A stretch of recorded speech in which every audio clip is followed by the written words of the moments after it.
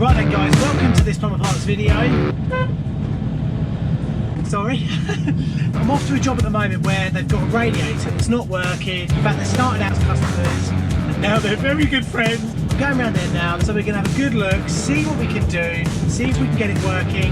So, I hope you enjoyed this video guys. We're going to be there any minute now. Let's get on with this job and remember to hold tight. See you soon. But before we do that, what I'm going to do is I'm going to use this radiator here to show you if my mum rung me up to say the radiator's not working, what I'd tell her over the phone to do before I had to go out there and do it all myself. So hopefully these tips are going to be the ones that sort you out. So let's get going.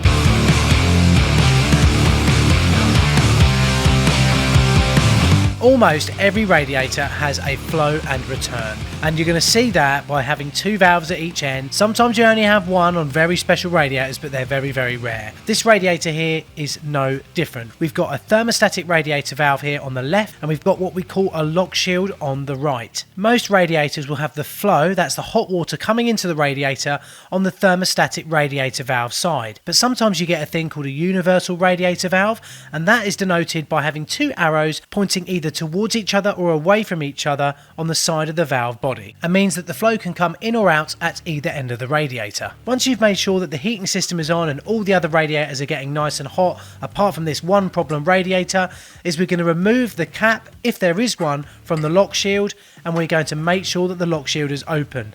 It opens in exactly the same way as a tap would open. That means turning it counterclockwise or backwards. That means it's fully open. So we're going to open that up just like we are here. Sometimes you'll find that the lock shield requires you to use an Allen key, but they're all pretty much the same and work in the same way. Wait a few minutes. If that's fixed it, then great, but you might need to balance the system afterwards. Don't worry, I've done a helpful video on that. The link to that is below. If that hasn't got the radiator working, then go to the thermostatic radiator valve at the other end. That's the valve with the little numbers on it, and make sure that it's completely open. That usually is denoted by the highest number. If nothing comes on, then use a small set of grips to undo the collar at the bottom and then remove the valve head. Underneath there you'll see a small pin, or sometimes it's almost a mini pyramid. What you want to do is grab a set of grips and just wiggle that up and down. Don't do what some videos say and to hit it with a hammer. Don't do that at all. Sometimes a little spray of WD-40 or some sort of lubricant will help at this stage. We all love a bit of lubricant, don't we? Anyway, sometimes you're going to find as well that radiators don't have a thermostatic radiator valve and they've just got a lock shield at each end. So try the first step that I showed you earlier for the lock shield. If that doesn't get you going, then you might have air in the radiator. It's really easy to know whether you've got air in the radiator or not, because you usually feel that the bottom of the radiator is getting hot and the top of the radiator is getting cold. So what you want to do is get yourself a radiator bleed key, go to the bleed bit at the top and then undo that. Guys, while I do that, I just want to ask you to hit the subscribe button, and it's very important to ding the bell as well so you get a notification for when we upload a new video. We've got hundreds of plumbing videos out there now, all fun, all brilliant, and there to help you learn more about plumbing. Also, remember to visit the interactive house, have a good snoop around, try and find Big G, my cat, and learn more about the plumbing in your home as well. And if you're really stuck, it's free to use our Find Your Plumber service to find a plumber local to you in the UK. Finally, comment below on this video, because I'll be answering comments about this video on Wednesday night. And if you get a sec and you're interested in history and documentaries, follow my other YouTube channel, Times with James, where you can watch me learn to fly and visit random historical places around Europe. Anyway, really sorry about the interruption. Looks like we've got water coming out of this radiator now. So let's get back on with the video. Hopefully after that you're going to get air coming out of the radiator. You'll feel the radiator heating up as the water level rises and everything, and that's all good. If you open it and nothing comes out, then you might need to top the pressure up in your system if you've got a pressurized system. And also, if you do let a lot of air out and everything comes on and works okay, you might find that you need to top up the pressure in the system as well. If you're not happy with doing this bit, then definitely get a plumber in to do it for you. The quickest way to find out that everything's going all right is to fill the pipes. Don't fill the radiator itself. That usually takes a little bit longer to warm up. Fill the pipes right at the start of the job. If they're both cold, then ooh dear. And then once you start doing something, if you feel one pipe get hot and the other pipe stay cold, and then they both sort of even out and get hot, you know then that's the earliest affirmative reading that you're actually getting somewhere and this is going okay, and you can be so happy. You'll be, oh my god, I'm in for a free bit of tummy scrub later on from my lovely other half. Let's say though you've done all of that, right, and it's still not getting hot. If it's a radiator on a drop down leg, it might be an airlock. I've done a video on how to release airlocks. The link is below in the description, okay? I suppose the last thing you could do if you're hardcore and you're really into your DIY, or you're a plumber or whatever, I mean, you guys are gonna know how to do this already. What you do is you turn both ends of the valves off, you turn the TRV off and the lock shield, you open up the bleed key at the top so no water or air comes out, then you slacken off both nuts on the bottom of the radiator, drop the radiator off out of the way, and then open each valve up into a bucket just to see if the valves are blocked. If it's a case of the valves being blocked, it's a plumber job, guys. You're going to need to get someone in to do it. Unless you've done it before, then I don't have to tell you, do I? I'm not going to either.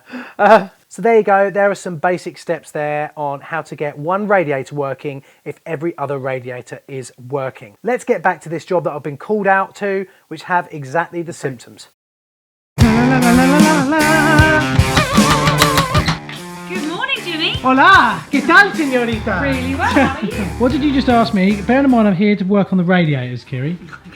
What did you just ask me? I just asked you, Jimmy, if I need to turn my water off. Why would you need to turn your water off if I'm working on the radiators? Do you seriously believe that the water coming... What's William? The water coming out of your radiators is the same you wash in? No, well now you say that, I realise obviously how it's stupid different. that is. Yeah. Sorry, Jimmy, sorry.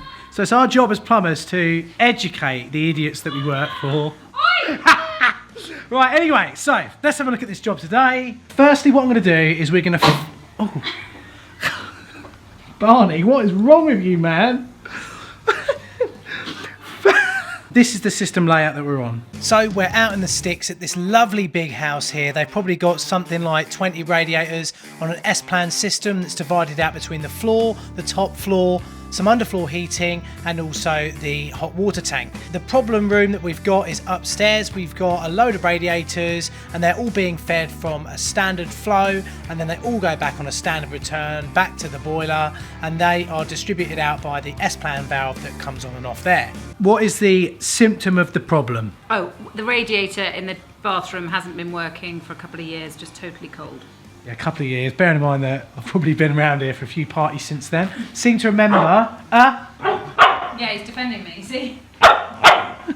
Barney, shut up. I seem to remember that dropping a champagne bottle there and it hitting the roof. Do you remember that? It's the first party I've ever been to where I've seen someone mop the ceiling. Oh, that was brilliant. Anyway, Barney, shut up. So the system that we've got here is what you would call an S-plan system. This is where the main sort of nerve centre of the system is. There is the system that we've got here. So our flow is coming across here. This is our expansion pipe.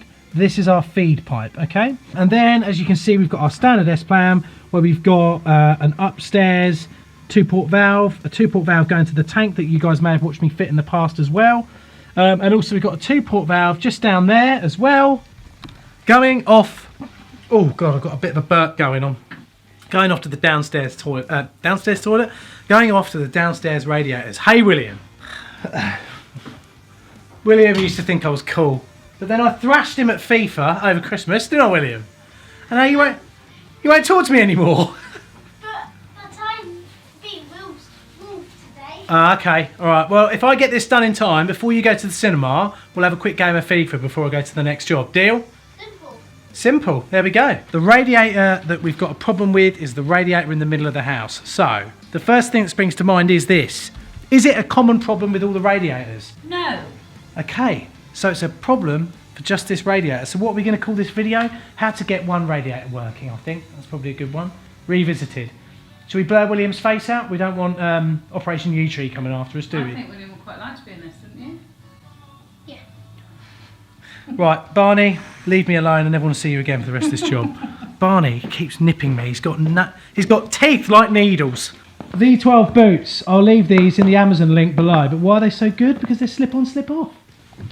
Right, so let's go up and actually have a look at the radiator that's not working. Is Eleanor up here anywhere? Yeah, she's in her bedroom. All right, Eleanor, how's it going? Right, so look at this massive corridor that we've got here. Barney, down. Look at this huge corridor that we've got here. God, I thought I'm going to film at the most nutty house ever. So look, we've got a big corridor there. We've got radiators that spread We've got radiators that split off on either side of the corridor. We've got radiators behind me over there. We've got radiators up the other end. Basically, we've got a run of flow and return pipes that feed all the radiators along this big corridor. And the one that's not working is this radiator here, okay? This radiator here doesn't work. They might have said, your mum might have said, it hasn't worked for 2 years, hey William? But sometimes when you turn up to a job, you can't believe what the customer says, can you? It's impossible. So the first thing we're going to do is get the central heating system running. So we're going to turn the thermostat up here. Here's the thermostat. We're going to turn that up to full. So that's battering away. And then we're going to go downstairs as well and turn the timer on. And we're going to get the heating system running. And we're going to feel that the other radiators are getting hot. So then we can prove then that the system works okay and all is good. Barney! So we come back down to... Oh, where's the timer for this? Chris, you filthy man, but hey, look at her. Anyway, right, so we're going to pop the heating on for an hour. So it should feel now, because that stat's calling, we should feel that this one here is opening. That's clicked on. Pump is now live. And now we know for sure that we're pumping water, hot water, around the system. Look at this install, look at that. Still beautiful. If there's ever a problem with this tank, look, valves. Barney, please go away. I love you too, man, but you're just a little nipper, aren't you? A nipper dog. Barney won't leave me alone. Barney, stay. Here. What's this? Hang on. Food, Barney. Come with me. Come in. What's that? Go. Oh, Barney, look at that. Come. The gullibility of a dog. They are gullible animals, aren't they? Right, while Barney's doing that, while the heating's getting hot, let's go to the van and get just the hand tools. I think personally, when it's only one radiator not getting hot, I don't think we're going to have to do too much extensive work here. So look, number one, as you've seen, if you are someone who's not a plumber, who's just trying to find out how to get this thing working, number one, what do? Put the heating on. That's number one on the list. Okay. Look at the state of the pan. This pan is such a mess at the moment. You know what? I'll take the torch actually as well.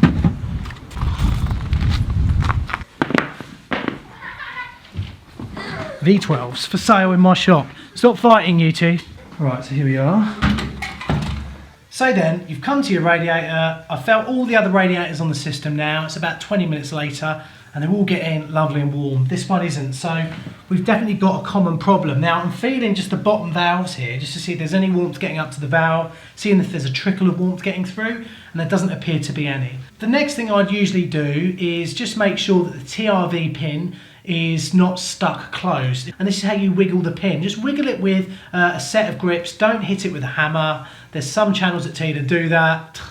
Don't do it. I've seen pins fly out these things before and you end up with a nice little fountain. You don't want that, guys, believe me. Remove any paraphernalia from that. In fact, for once, it's not a pair of knickers. The next thing I do is just make sure that the radiator is full of water. And you're going to find a bleed key or a bleed nut at the top, and then you're going to undo that and just, hopefully you're going to get water out straight away. Well, hopefully you're going to get air come out, and then that will fill up, it'll get hot from the bottom, and then it will sort of creep up to the top, and then you can shut that air vent off.